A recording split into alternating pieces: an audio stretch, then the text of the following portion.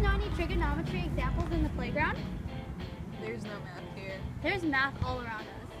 Do you guys want to help us figure out the differences involved in the playground? Yeah, sure, why not?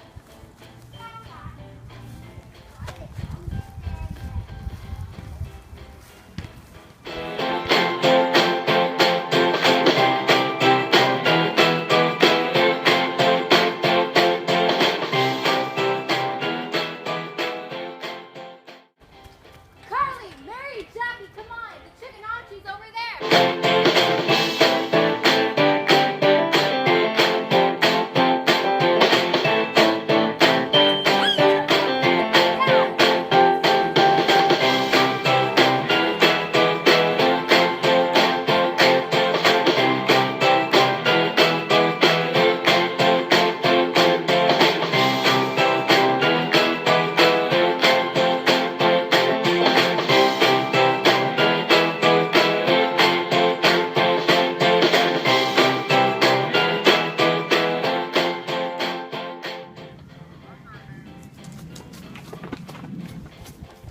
Guys, Lily and I found Trig. in the playground roof!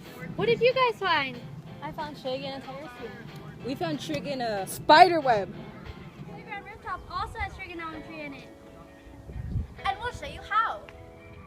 This is a picture of the playground roof, and we measured this part, and it was 88 inches. We're only going to be using half, so it's going to be 44 inches.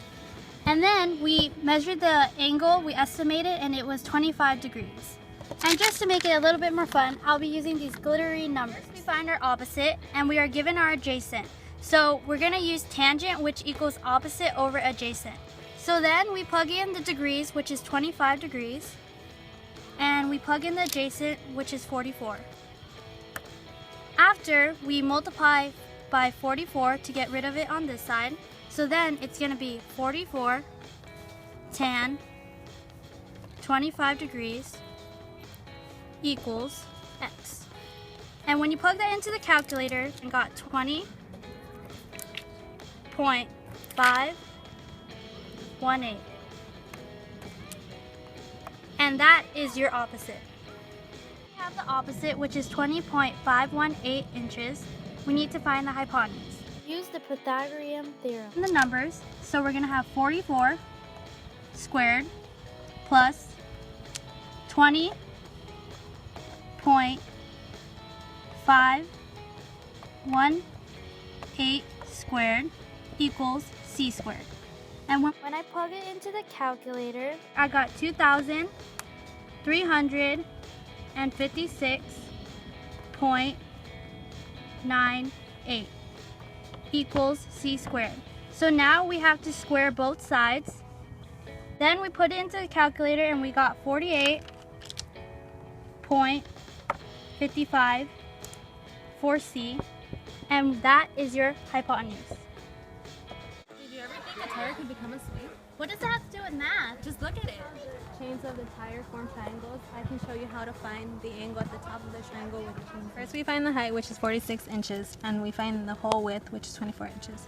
Since we are only using half the triangle, we split the width in half, which is 12 inches, and we use the same height.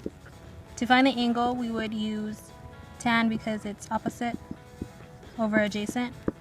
So it'd be tan theta equals 12 over 46. And because we were finding the angle, we would use arctan. And then we plug that into the calculator. So you plug in arctan, 12 over 46, and you would get 14.62 degrees. Since we found half of the angle, which is 14.62, we would add another 14.62 to get the full angle right here, which would equal 29.24. So it'll be 29.24. What are you guys doing? Nothing. Just hanging here. Have you guys found anything yet? Yeah, we did. That spider webs are dangerous. On a more serious note, this is a cosine graph. Carly, what are you doing? Everybody already knows that. Let's give them a harder one. That's right, Jackie. This is how we're gonna graph it on a cosine graph. It It is 65 inches wide and 50 inches deep. So for our spider web, the width was 65 inches and the depth is 50 inches. So we put that on our graph. The end is 65. This is 3/4 of 65. This is half of 65, and this is 1/4 of 65. So then we put our 50 at the bottom, and then get the amplitude at 25 by cutting 50 in half. So our equation would be 25 cosine bx. We don't have our b, so what we would do, we would put it in the equation of period equals 2 pi over b. Our period will be 65. And we wanna get the b by itself, but it's the denominator. So what we would do, we will multiply it by both sides, and we would get 65b equals 2 pi. After that, we would divide both sides by 65 to get b alone. So then, when you do the whole equation and solve and simplify, your answer will be pi over 32.5. So our final equation would be 25 cosine pi over 32.5x. And then when you graph it, your points will meet at 16.25 on the x-axis, 32.5 at negative 25. Yet again, at the x-axis at 58.75, and 65, it's gonna meet at 25. So then when you graph it and put it all together, your graph will end up like that. Ta-da! That's how you graph it. This is our cosine graph. Dun dun dun!